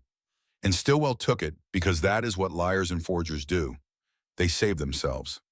Wren came in from the porch, her face drawn from a sleepless night. She had spent the hours since the discovery examining every inch of the barn, the yard, the trail leading down the mountain. Now she laid something on the table. Boot prints, 2 sets beside Stillwell's, coming from the eastern tree line. She looked at her sisters. They did not use the main trail. They came through the old logging road that Pa blocked off years ago. Someone moved those logs. Cora was pacing the room like something caged. "So they took him. Fine, that means Penderton has the notebook. Our best evidence. Not our only evidence." Elliot forced his voice to remain steady despite the dread coiling in his stomach. "We still have the documents from his office. We have Nell's records, Dr. Marsh's medical reports, the Gallagher letters, the Holloway deed forgery. The notebook was important, but it was not everything. It was the backbone," Jess said. Without Stillwell's testimony, the notebook was just a ledger. Without the notebook, Stillwell's testimony is just the word of a confessed criminal. Elliot knew she was right. The legal architecture of their case had just lost its central pillar. A competent defense attorney in Penderton could afford the most competent attorneys in the territory would dismantle witness testimony without documentary corroboration. The physical documents from Penderton's office proved fraud, but they did not prove the direct connection to Whitfield that Stillwell's notebook had established. They had 48 hours before the threatened attack. They had evidence that was strong but incomplete. And somewhere below the mountain, a man with money men and malice was preparing to take everything they had. Elliot sat down at the table across from Jess. She looked up from the rifle. Their eyes met. "We send the telegraph today," he said. "Everything we have." Nell and Fletcher transmit to Fort Missoula in Kansas City simultaneously. Even without the notebook, the federal correspondence from Penderton's safe directly implicates Whitfield. His signature, his seal, his handwriting. And if the marshal does not come in time, then we hold this ranch until he does. We. Jess's mouth curved, not quite a smile, something closer to the expression a wolf makes before it decides whether to fight or retreat. "You keep saying we, city boy." It was the first time she had used Cora's nickname for him, and it did not sound like mockery. It sounded like something else entirely. "Because it is," Elliot said, "whether you like it or not." Jess held his gaze for 3 heartbeats. Then she stood, slung the rifle over her shoulder, and walked to the door. Cora, ride to the Gallaghers. Tell every family in this valley to be here by sundown." She looked back at Elliot. "Ren, take Elliot to town. Get that telegraph sent. And be back before dark." She paused in the doorway, silhouetted against the morning light, tall and straight and immovable as the mountains behind her. "We are not losing this land," she said. "Not today. Not ever." Ren and Elliot rode down the mountain in the sharp clarity of early morning. The aspens along the trail had begun to turn gold and amber, trembling against the deep green of the pines. The beauty of it struck Elliot with unexpected force. He had spent weeks on this mountain, and somewhere between the terror and the exhaustion and the work the land had seeped into him. The smell of pine resin in the morning. The way the light changed on the peaks hour by hour, painting them in colors that had no names. The sound of the creek running over the stones, constant and patient. The sound of time itself moving through the valley. He understood suddenly and completely why Hank Hargrove had refused to sell, why he had died rather than surrender this place. It was not stubbornness or pride. It was love. The deep, quiet, unshakable love of a man for the ground beneath his feet. Ren spoke beside him, her voice low. "You are thinking about something." "I am thinking that I understand your father." She was quiet for a moment. Then she said, "Pa would have liked you. He always said a man who could read was a man worth knowing." She paused. "He would have been furious about the mail order husband advertisement, though. Would have chased you off the mountain with a shotgun." Elliot managed a small laugh. "Your sister nearly accomplished that on his behalf." "Jess is afraid," Ren said. "Not of Penderton, not of losing the ranch. She is afraid of needing someone. She has been taking care of Cora and me since Pa died. She has been the wall between us and everything that wants to hurt us. And walls do not ask for help." She looked at Elliot with those amber eyes that missed nothing. "But you are already in, whether she admits it or not." Elliot did not know how to respond to that. So he focused on the trail ahead and tried not to think about the way Jess had looked at him in the kitchen that morning, or the way his chest had ached when she called him we. They reached Copper Bluff at mid-morning. Nell Bridger was waiting behind the dry goods store, her face pale but determined. She had a sheaf of onion skin papers folded into the lining of her coat. "Everything I could copy," she said. 2 weeks of records. Prices, dates, accounts." She handed them to Ren. "And something else," she lowered her voice. "Penderton sent 2 men north toward Missoula yesterday evening. I think they were carrying messages. Penderton himself stayed in town with Vane and the rest of his crew. They have been gathering more men, hired guns from the mining camps. I counted at least a dozen coming and going from his office this week." Elliot's blood chilled. Penderton was preparing for something larger than a simple ranch raid. He was assembling an army. They moved to the telegraph office. Old Mr. Fletcher was exactly as Nell had described him. 70 years old, white-bearded, with hands that trembled from age but eyes that burned with the particular fury of a man who had lived long enough to despise injustice. "Penderton tried to buy my house," Fletcher said, pulling his telegraph key toward him with practiced ease. "Offered me $50 for a property worth $300. When I told him where he could put his $50, he had the sheriff come around and suggest that my operating license might be reviewed. He cracked his knuckles. Send your message. I will put it through on the federal wire myself. Government priority. Go straight to the marshal's office. Elliot had spent the previous night composing the telegraph. It was, by necessity, compressed every word chosen for maximum information density. He had distilled their entire case into a message that would fit the constraints of the wire while conveying the urgency and scope of the conspiracy. Fletcher began transmitting. The key clicked in the quiet office, sharp and rhythmic. Each click a syllable of evidence traveling through copper wire across hundreds of miles to a desk in Fort Missoula, where someone with authority and integrity might, if everything went right, read it and act. The transmission took 40 minutes. When it was finished, Fletcher sat back and nodded. Sent. Both destinations. Fort Missoula and the federal prosecutor's office in Kansas City. He looked at Elliot. Now you pray that someone on the other end gives a damn. Elliot looked at Wren. She looked at him. There was nothing left to do but go back up the mountain and prepare for whatever came next. They were halfway up the trail when Wren pulled her horse to a stop. Listen, she said. Elliot listened. At first he heard nothing but the wind in the creek. Then faintly from below and to the east, the sound of multiple horses moving at speed. Not on the main trail, on the old logging road. That is the route they used to take, Stillwell, Wren said. Her face had gone tight. They are coming up behind us. How many? Wren closed her eyes, listening the way she had listened to the safe tumblers with her whole body. 8, maybe 10. Moving fast. The attack was not coming Tuesday night. It was coming now. Penderton must have learned about the telegraph. They ran. There was no other word for it. Wren's horse knew the mountain trails the way a fish knows water.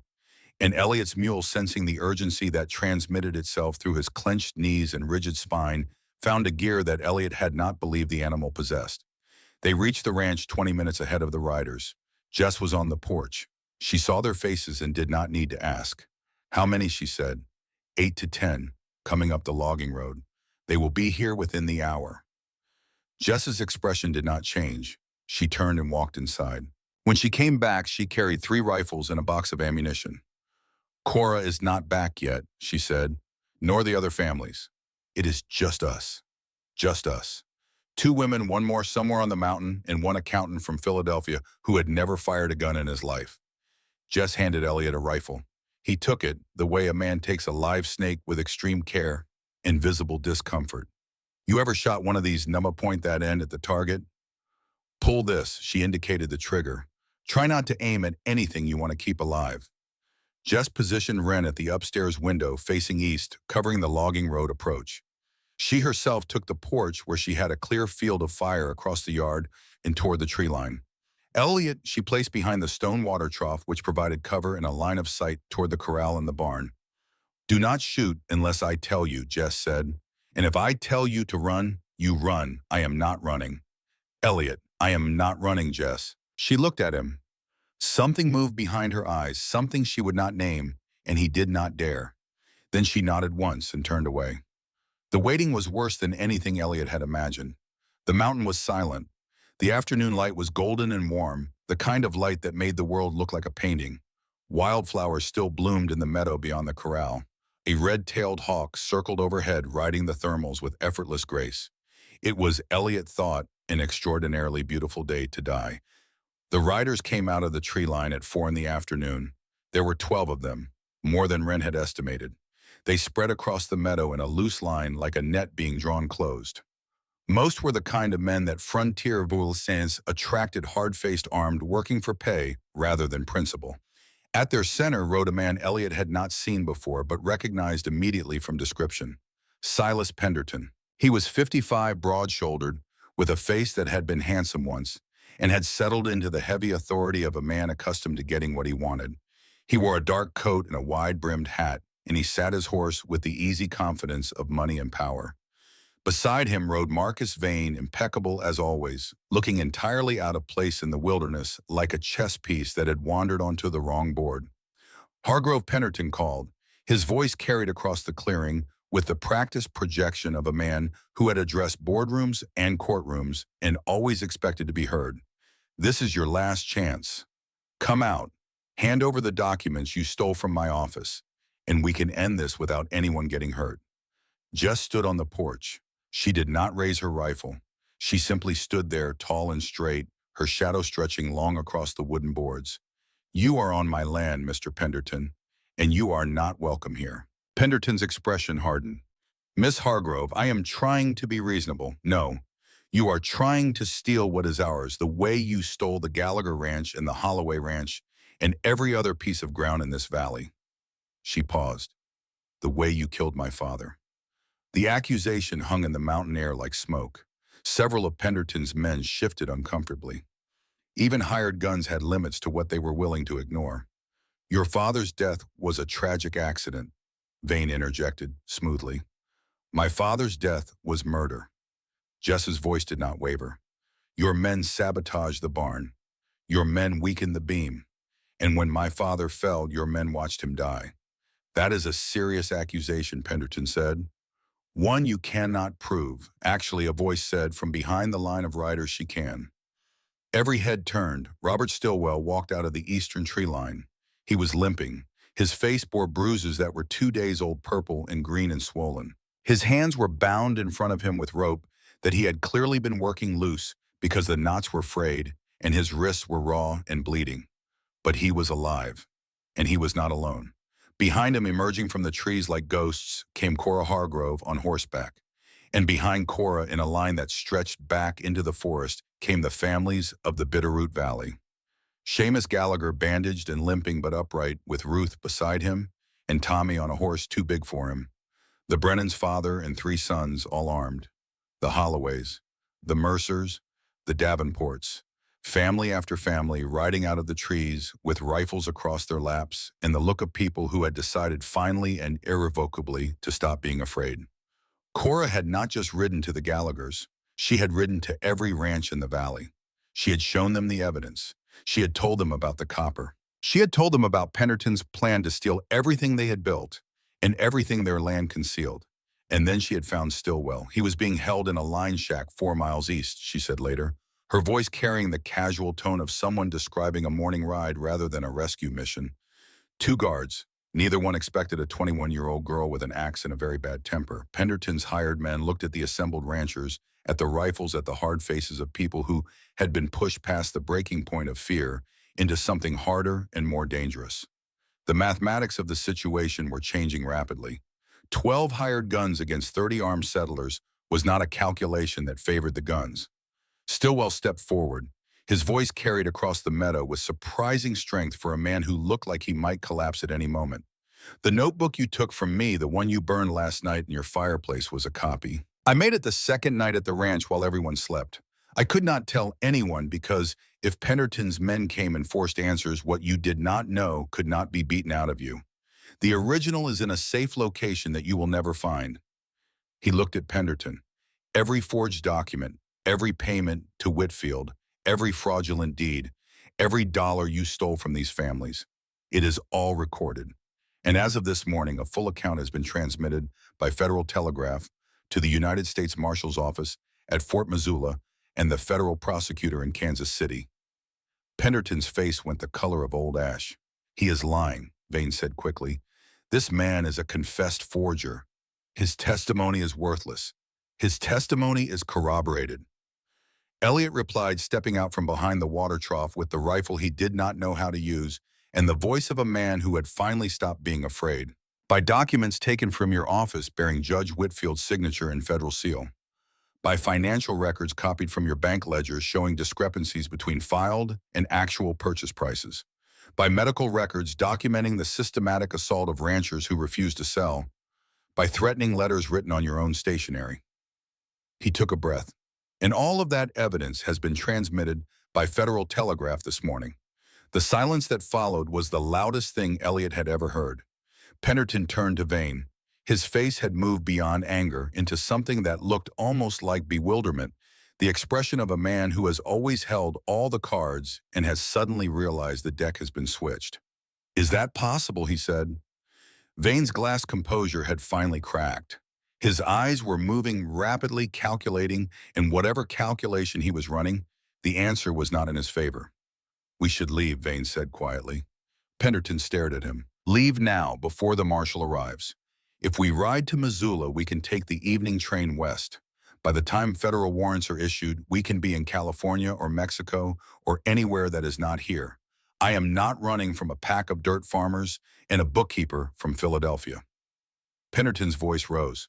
I own this valley. I own the sheriff. I own the county assessor.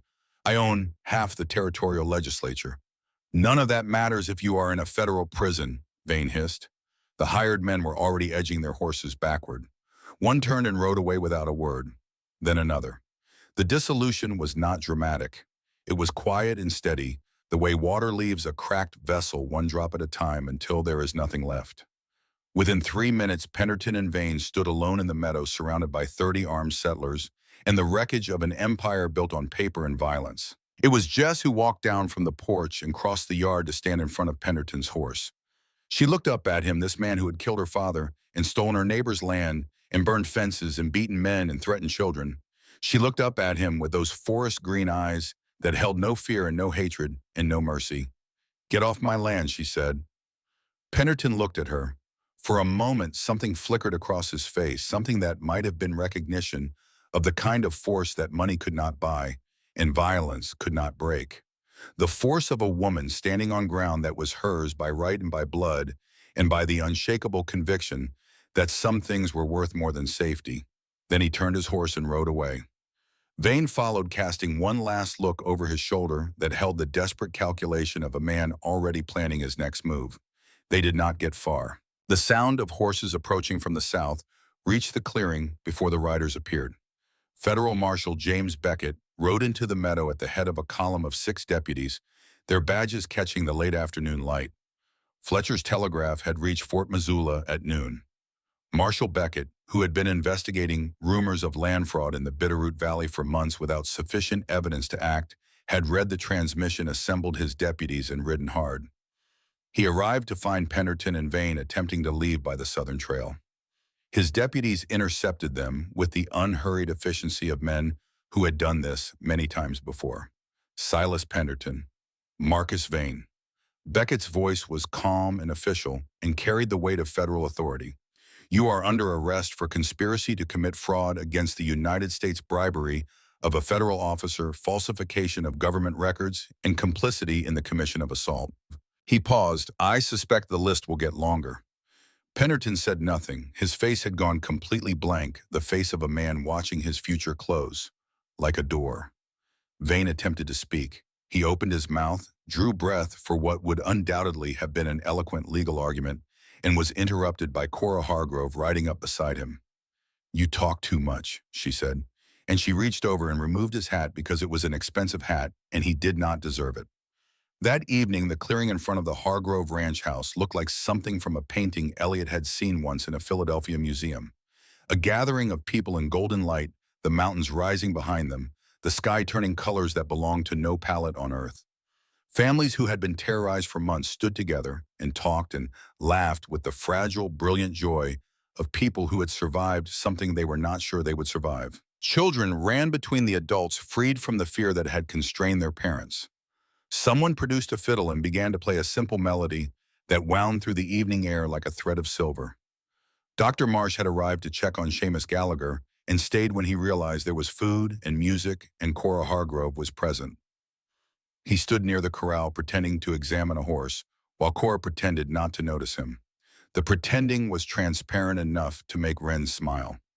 Nell Bridger sat on the porch steps with Wren talking quietly, 2 friends reconnecting after years of separation, their voices carrying the intimate warmth of shared history and shared courage. Ruth Gallagher brought a pot of stew large enough to feed the entire valley, and nearly did. Tommy Gallagher challenged 3 other boys to a horse race and won by a length that grew longer with each retelling. Stillwell sat alone at the edge of the gathering. Marshal Beckett had taken his statement and informed him that he would need to surrender himself to federal custody within the week to face charges related to the Philadelphia forgeries. Stillwell had nodded with the calm acceptance of a man who had been carrying his punishment inside him for years and was relieved to finally set it down. Elliot brought him a bowl of stew and sat beside him. They will want your testimony, Elliot said, against Whitfield, against Pennerton, in Philadelphia and here. I know. Stillwell ate slowly, mechanically. I will give them everything. Names, dates, methods. All of it. He looked at Elliot. The bruises on his face were turning yellow at the edges. His eyes, which had been frantic with guilt and fear on the night he first appeared, were quiet now. I placed that advertisement because I needed you here, he said. Not because of your accounting skills, though those helped. Because you were the one person I knew who had been hurt by what I did and who might, despite that, be willing to help me make it right. I could not come to you in Philadelphia. Penderton had men watching me. If I had approached you directly, they would have known, and they would have silenced us both. I needed you to come here to this valley where you could see with your own eyes what they were doing. He paused. I was betting on your decency, Mr. Crane. And I was right. Elliot looked at his hands, the same hands that had once turned the pages of falsified ledgers in a Philadelphia courtroom, the same hands that had bandaged a beaten man's wounds, that had picked the lock on a crooked man's safe, that had held a rifle he did not know how to fire and stood behind a water trough and refused to run. You were right, he said, and he was surprised to find that the words did not taste like forgiveness or absolution, but simply like truth, plain and clean and sufficient. He found Jess on the far side of the house, away from the celebration, sitting on a fallen log with the Winchester across her knees. She was looking at the mountains. The last light was fading from the peaks, rose gold melting into violet, and the first stars were emerging in the eastern sky. Elliot sat beside her, not close, not far, the middle distance that had become their language. They sat in silence for a long time. The fiddle music carried faintly from the other side of the house. A coyote called somewhere in the timber, answered by another and another, until the darkness was threaded with voices. Pa used to sit here, Jess said. Every evening, he would watch the light change on the mountains and say the same thing. Tomorrow is going to be a good day. She was quiet for a moment, even when it was not going to be a good day. Even when the cattle were sick, or the winter was coming, or the money was gone. He said it every single time. Elliot said nothing. He understood that she was not talking to him. She was talking to the mountain and the memory and the grief that she had carried alone for 2 years because she was the wall, and walls did not crack. I never cried, she said, when he died. Cora cried for days. Wren went quiet the way she does. But I never cried because someone had to be strong, and that someone was always going to be me. She turned to look at him. Her eyes were bright in the failing light, and Elliot saw what was behind them. Not just strength, not just fierceness, but the exhaustion of a woman who had been holding up the sky and had never once been asked if her arms were tired.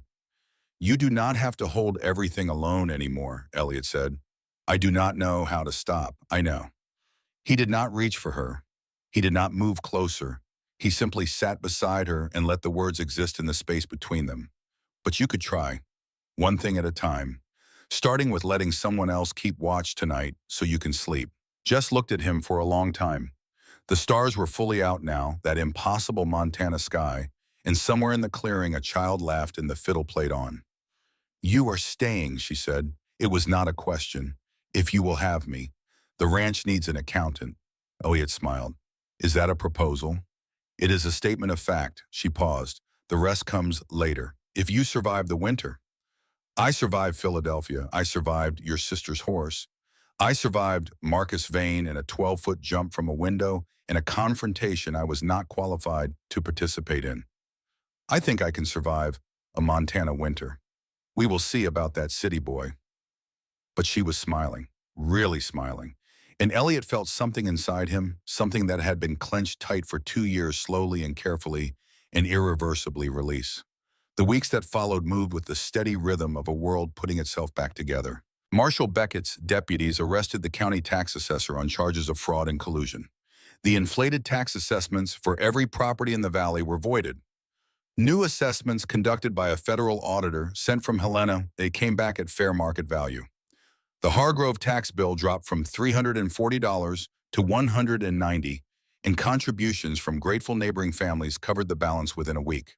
Penderton's land purchases were investigated by the Territorial Attorney General. Every forged deed was invalidated. Every ranch that had been sold under duress was returned to its original owners. The shell company Penderton had used to launder the transactions was dissolved, its assets frozen. The geological survey was made public. The copper deposits beneath the Bitterroot Valley were confirmed at a value that made every rancher in the territory sit down hard. The families formed a cooperative mining company with shares distributed based on acreage. No one was getting rich overnight, but no one was going to lose their land ever again. Silas Penderton was tried in federal court in Helena. The trial lasted 3 weeks. Stillwell testified for 4 days, his precise records corroborating every charge. Nell Bridger testified about the discrepancies in the financial ledgers. Dr. Marsh presented his medical documentation. Ruth Gallagher read her threatening letters into the record in a voice that shook with anger and never once faltered.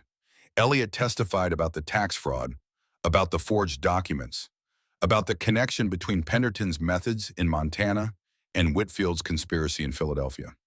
He spoke clearly and calmly the way he had spoken in that Philadelphia courtroom years before, except this time he knew that every word he said was built on truth that no one had tampered with. Penderton was convicted on all counts. 20 years in federal prison. Marcus Vane received 12 years. Judge Aldrich Whitfield was arrested in Washington, tried separately, and sentenced to 15 years. The scandal made national newspapers. The Philadelphia papers ran corrections. Judge Howard Crane's name was cleared officially and publicly 3 months after the Montana trial. It was too late for the judge himself. Howard Crane died in a Philadelphia hospital on a Tuesday morning in December, 6 weeks after his exoneration. But he died knowing. A letter from Elliott had reached him 2 weeks before the end. In it, Elliott had written everything. The truth about Stillwell, the truth about Whitfield, the truth about the numbers that had been altered before they ever reached his desk. I did not lie in that courtroom, Elliott wrote, but I spoke a truth that had been manufactured to destroy you. I am sorry that I could not see it then. I am sorry that it took me this long to find the real truth. But I found it. And because of it, your name is clean. Your legacy is intact. And the men who did this to you will spend the rest of their lives paying for it. Judge Crane's reply arrived a week after his death. His daughter had found it on his nightstand, already sealed and addressed, and had mailed it as he clearly intended. Dear Elliott, it read, "You did nothing wrong. You never did anything wrong. You told the truth as you understood it, which is all any honest man can do. I never blamed you. I never could. You were always the best of us at Alderton and Associates, not because you were the smartest or the most ambitious, but because you were decent, and decency in the end is the only thing that matters. I am proud of you. I have always been proud of you. Now stop carrying guilt that was never yours and go build something good." Elliott read that letter sitting on the porch of the Hargrove Ranch house on a January evening, so cold the stars seemed to crackle in the sky. Jess sat beside him. She did not ask what the letter said. She simply sat close enough that their shoulders touched, and when he finished reading and his eyes were too blurred to see, she took his hand and held it. They stayed like that while the cold deepened and the fire inside threw warm light through the windows, and the mountains stood silent and eternal against the winter sky. Spring came to the Bitterroot Valley the way spring comes to high country, slowly and then all at once. Snow retreated up the peaks. The creeks swelled with meltwater. Green pushed through brown in the meadows, tentative at first, then bold, then extravagant. Elliott Crane stood in the yard of the Hargrove Ranch on a morning in April and watched the valley come alive. He had survived the winter. Barely. There had been moments in January when the snow was 6 feet deep and the temperature dropped so far below zero that the concept of warmth seemed like a fairy tale when he had seriously questioned every decision that had led him to this mountain. But he had survived. He had learned to chop wood without injuring himself. He had learned to ride not well but adequately on a patient mare that Cora had selected for him with the words, "This one is too gentle to kill you." He had kept the books, filed the taxes correctly, managed the correspondence with the mining cooperative, and written letters to lawyers and judges and government officials until his hand cramped and his ink ran dry. And he had watched the Hargrove sisters bloom in ways he had not expected. Wren had begun writing, not just records and documents, but stories. The history of the valley, the history of the families who had settled it, the history of the fight against Penderton. She wrote in the evenings by lamplight, pages piling up on the kitchen table, and when Elliott read them, he found a voice that was precise and beautiful and entirely her own. She had written to a publisher in Helena. She was waiting to hear back. Elliott had no doubt about the answer. Cora had not exactly softened, because Cora softening was like a wildfire softening theoretically possible but difficult to observe at close range. But she had allowed Dr. Colton Marsh to visit the ranch on Sundays for what they both insisted were medical checkups, and everyone else recognized as courtship. Marsh brought books. Cora pretended not to be interested. Marsh read passages aloud. Cora pretended not to listen. The pretending had become so elaborate and transparent that even the horses seemed to be rolling their eyes. "If those two do not figure it out soon," Wren muttered to Elliot one Sunday, as they watched Cora and Marsh arguing about the proper treatment of a horse's sore hoof with an intensity that had nothing to do with horses, "I am going to lock them in the barn." And Jess was still Jess. She rose before dawn. She worked until dark. She carried the rifle everywhere. She made decisions with the swift certainty of a woman who had learned that hesitation costs lives. She was still strong, still fierce, still the center around which everything turned. But something had shifted. Not dramatically, not in any single moment that could be pointed to and named. It had happened the way rivers carve canyons, not in upheaval, but through the patient, persistent pressure of presence. Elliot had simply been there. Every morning coffee ready, every evening reading aloud by the fire, every crisis standing beside her, not in front of her, not behind her, beside her. He never tried to lead her. He never tried to save her. He never tried to diminish the fierce, untamed strength that was the core of who she was. He simply stood next to it and was not afraid. One morning in March, he had found a cup of coffee sitting outside his door. Hot, fresh, made the way he liked it, strong with a pinch of cinnamon. He had stared at it for a long moment. Then he had picked it up and walked downstairs. And Jess was in the kitchen, and she did not look at him, and he did not mention it, and the next morning, there was another cup, and the morning after that, and every morning since. They had not kissed. They had not made declarations. They had not done any of the things that stories said people were supposed to do when they found each other. What they had done was build a life, side by side, day by day, argument by argument, silence by silence. They had built something out of work and trust and the stubborn refusal to be anywhere else. On that April morning, Elliot was standing in the yard watching the light change on the peaks. When Jess came out of the house, she walked to him and stood beside him. Their shoulders touched. "Elliot, yes, I have been thinking." "About what?" "About the advertisement. The one still well placed. The one that brought you here." "What about it?" "It said the family needed a man who could read and write and keep accounts." She paused. "It did not say anything about a husband." "No, it did not." Jess was quiet for a moment. The morning light was in her hair, turning the chestnut strands to bronze and copper. Her face, which had been hard and closed the first night he saw, it was open now, not soft, never soft, but open. Like a mountain pass in spring and the snow finally clears, and you can see through to the other side. "I think," she said carefully, "that the advertisement was wrong about one thing." "What thing?" She turned to face him. Her green eyes were fierce and tender and terrified and brave all at the same time. "It should have said husband." Elliot looked at her, Jessamine Hargrove, who had pointed a rifle at his chest the night they met, who had voted to send him away, who had called him city boy and given him impossible tasks and watched him fail at every single one, and somehow against every instinct in every wall she had built had let him stay. "Is that a proposal?" he said. "It is a job offer." Her mouth curved. "The proposal comes with it.